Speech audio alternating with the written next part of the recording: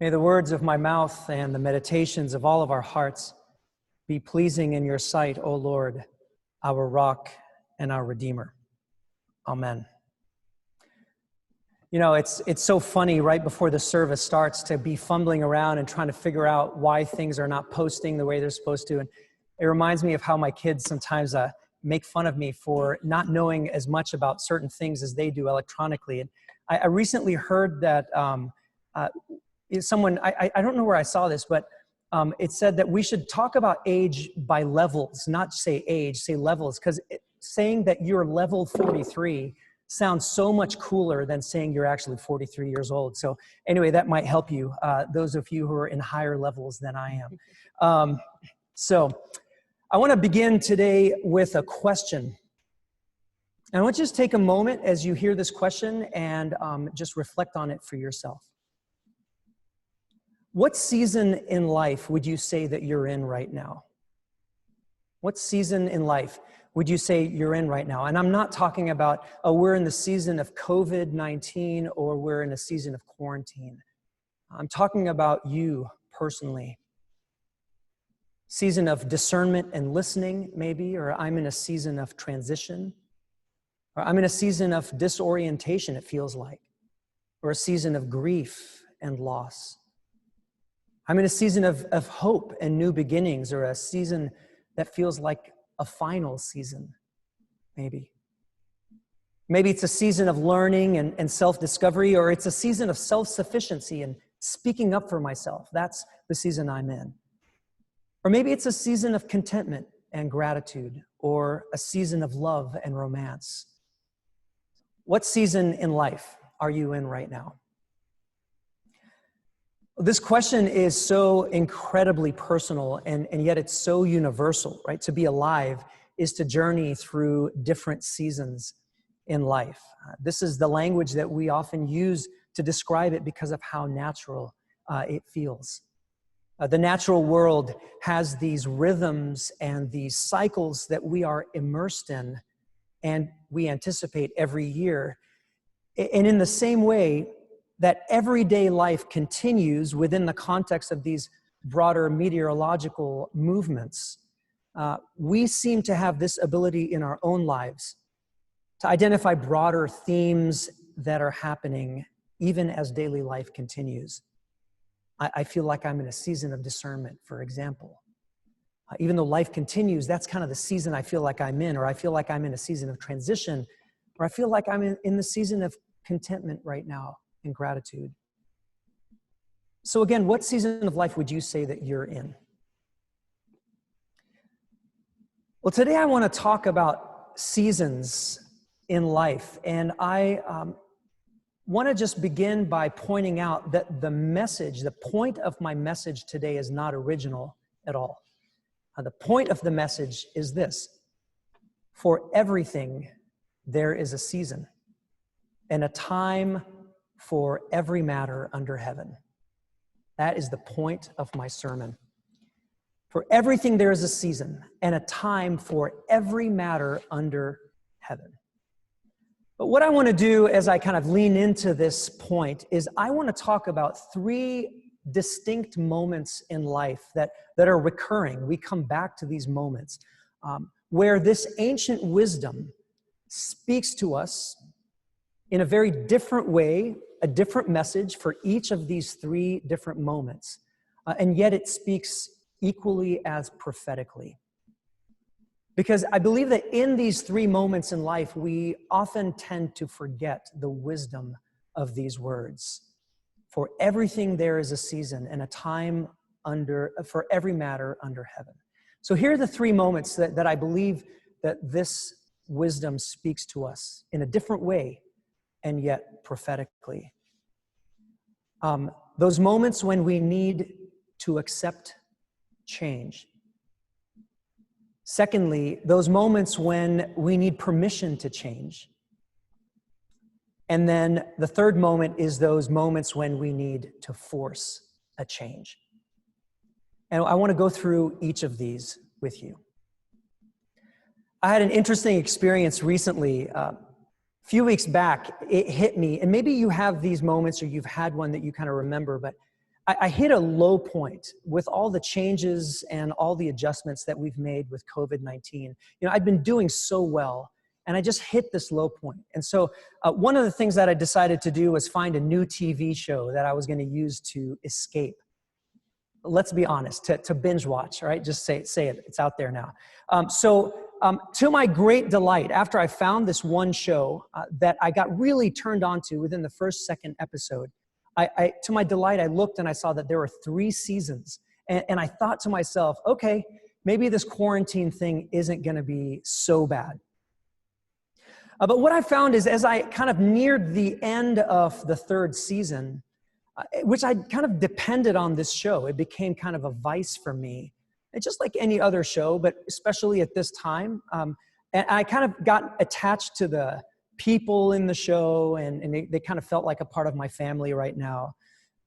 It's about a dysfunctional family. That's not commentary on how dysfunctional mine is, but I'm saying that I got attached, and I didn't want to let go. And this is, of course, an extremely trite and shallow example that demonstrates a fundamental truth about us as humans. And that's that we have a natural inclination to get attached to those things that feed us. People, experiences, things, whatever it is that we've come to love or enjoy or value or depend on physically, emotionally, things that we find meaning in, we want to hold on to those things. And even the idea that change will come someday, that just knowing and thinking about the things that you appreciate and love right now, even the idea that someday that's going to change can be an extremely sad idea. And at times, it can even rob us of the present moment because we spend so much time thinking about how I don't want to lose this thing or this person or this connection or the way things are right now.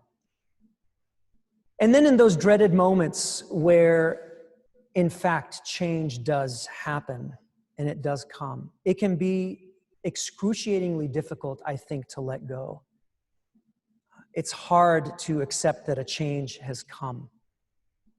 And at least what we're holding on to, that we don't want to let go of, at least that feels familiar. Even if things are changed, even if it's never going to be the same, we're holding on to something that's familiar, a season, a time that we desperately want to return to. And it feels safer to hold on to that than it does to enter a new season.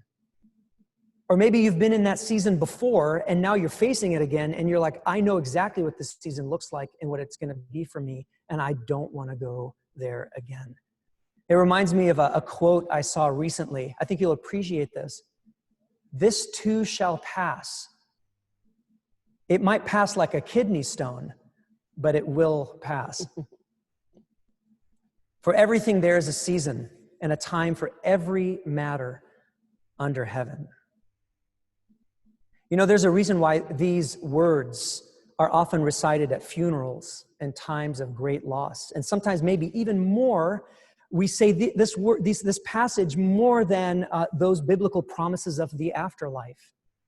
It's because these words remind us of a truth that's woven deep into the fabric of our human existence, that letting go is also a part of life.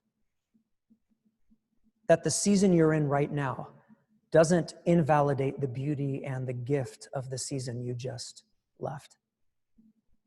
In those moments when we're struggling to accept a change, these prophetic words, as painful as they might be, can help us embrace forward movement. So let me come back to this question that I started with today. Where in your life do you need to hear these words? Is this a moment where you need acceptance to make peace with change? For everything, there is a season and a time for every matter under heaven. So the first moment when these words can be extremely prophetic for us is when we just need to accept this natural movement in life. Another moment in life when these words can be extremely prophetic, cutting straight through the uncertainty and murkiness of our life decisions, is in those moments when we simply need permission to move into a new season. You feel like something needs to change, or morph or transition or move, but there's a stagnation of some kind, and you can't put your finger on what that is. You know something's trying to break through, but you can't imagine what that might look like or what it might be within the context or the confines of the season that you're in right now. So often, what keeps us from moving forward into the next season, as much as we might be craving it or as much as we feel life is calling us into the next season, is a subconscious devotion to the season that we're in right now. That we somehow owe a debt of allegiance to this season because of the investment we've made in it, whether it's with our time or our money or our emotions, sometimes for years, or because of how much it meant to us at one point, and we don't want to lose that connection, or all the good that it has brought to us. And so we have this attachment, and it may not even feel like a conscious option for us to fully embrace the fact that there might be an entirely new season ahead of us. Sometimes all we need is permission to let go so that we can move forward. I want to tell you a quick story about this. And I have so many stories where I can tell you about this, and I'm sure you have your own. But back in 2013, I decided to take what ended up being about a 4-year break from my doctoral studies. And what had happened is, up to that point, I had already studied for a year and a half. I've gone to seminary. I had invested in my mind. I was going to go through this whole program. But what happened after that year and a half of doing my studies, we started a vision process at St. John's. And that's really where my passion was. And before I knew it, the studies that I was embarking on felt like dead weight. I wasn't excited about them. The papers weren't interesting to me.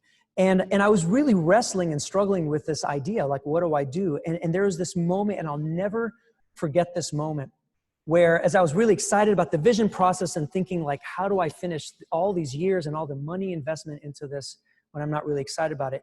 My wife said to me, "Hey, Sari, I'm just going to throw this out there.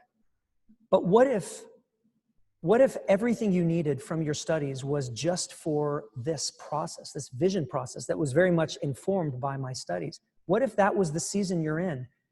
And what if that was it? That's all you needed?" And I remember this moment of relief as I thought to myself, oh yeah, there's still the option of just not going through school. It didn't even occur to me.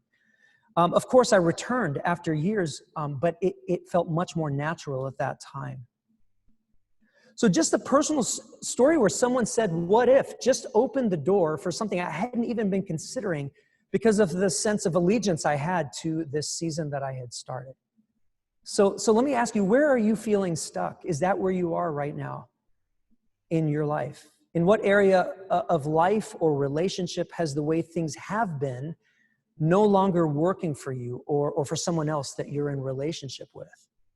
Where has the status quo become stagnant or restrictive or oppressive? Maybe what you need today is a reminder: for everything, there's a season and a time for every matter under heaven.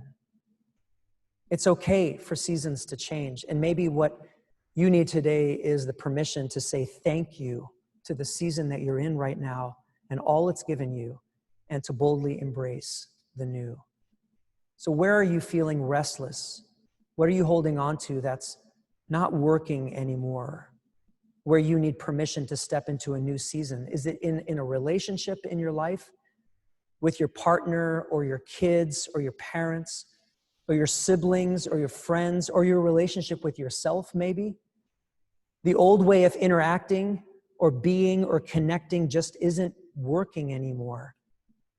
And instead of forcing the old ways on the relationship, what's needed is a new season and a new way to relate. Is it in your career? Is it in your vocation? For everything, there is a season and a time for every matter under heaven. Now, the third moment in life when these words become really important and prophetic is when we need to force a change. Often when we read Ecclesiastes 3, verses 1 through 8, this passage that we read today. When we read it as Christians, we find ourselves gravitating, I think, more toward those more gentle parts of the passage and less comfortable with what we might perceive as the more violent parts. I don't know if you felt that. It might feel like as Christians, our domain is a time to heal, right? Not so much a time to kill. Or our domain is a time to sow, not a time to tear. That feels too violent. A time to build up. That sounds like us, Christians, right? Not a time to break down. It feels like our domain is a time to love, not a time to hate.